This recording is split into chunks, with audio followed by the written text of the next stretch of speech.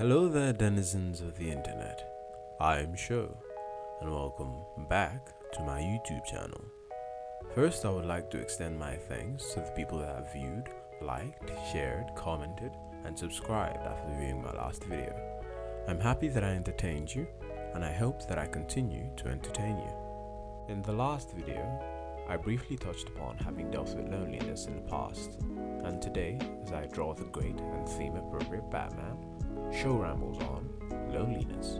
Now, against popular belief, loneliness isn't simply being alone. It's more than that. You can have people you're with, people to talk to. Heck, you could be in a large social gathering, yet still be lonely. In the same vein, you can be well and truly in zero proximity to anyone worthwhile, but not be lonely. Some people find peace in the solace and the quiet of solitary. Today, however, we are not talking about that. We're talking about proper loneliness. I suppose I should give my definition of it before we go on. So what is loneliness to Show? I find loneliness to be a situation in which you have no one you feel a connection to. No one to rely on wholly, no one whose company you can enjoy, and no one to truly be with. It doesn't have to be a romantic partner. It really can be just a person, a relative, or a friend.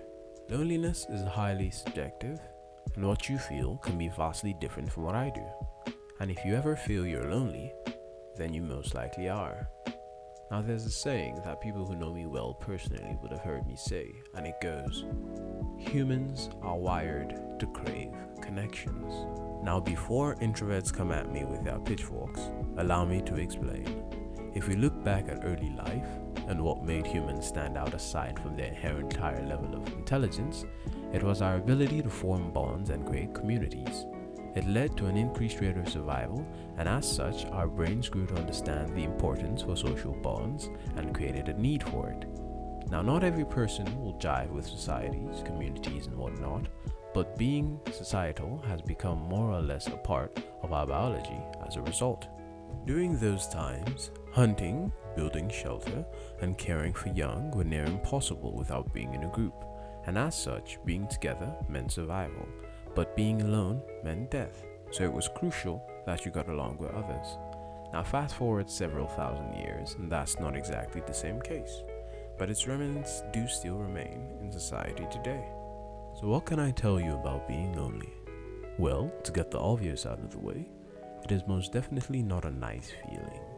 To feel so much emotion and weight, so much pent up inside you, feelings from both sides of the spectrum, just there and having no one you can talk to about it, or just someone who can keep you company in such times. This is most of the time what gives way to the depressive feeling that comes anchored together with loneliness. But as always, it is subjective and depends on your situation.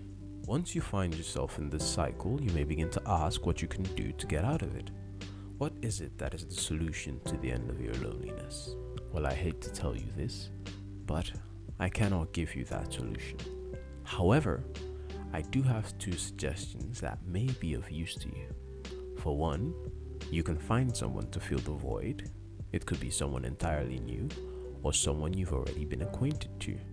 This is quite frankly the quickest and easiest way to get rid of the feeling, but therein the problem lies. For what is easy to acquire is easier to lose. I go against this answer because staking your entire self and mental well-being on one single entity is a pin waiting to drop. Having it all hang on a variable is not the smartest of things to do, because at our core, humans are disappointers.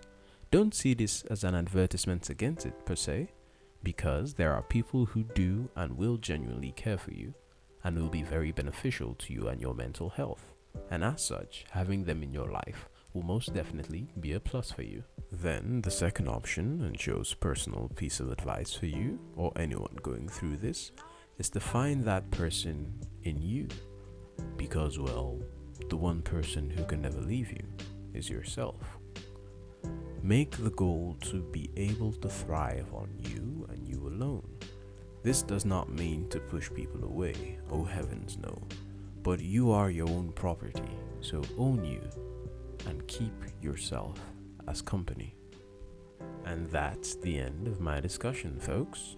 I got a little bit motivational at the end, but that was fairly spontaneous, so I decided to leave it in the video.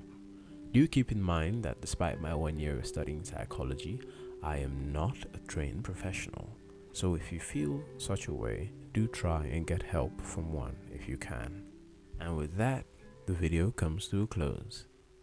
I am and still remain Show. Remember to like, comment, subscribe, and I'll see you guys next time. Au revoir.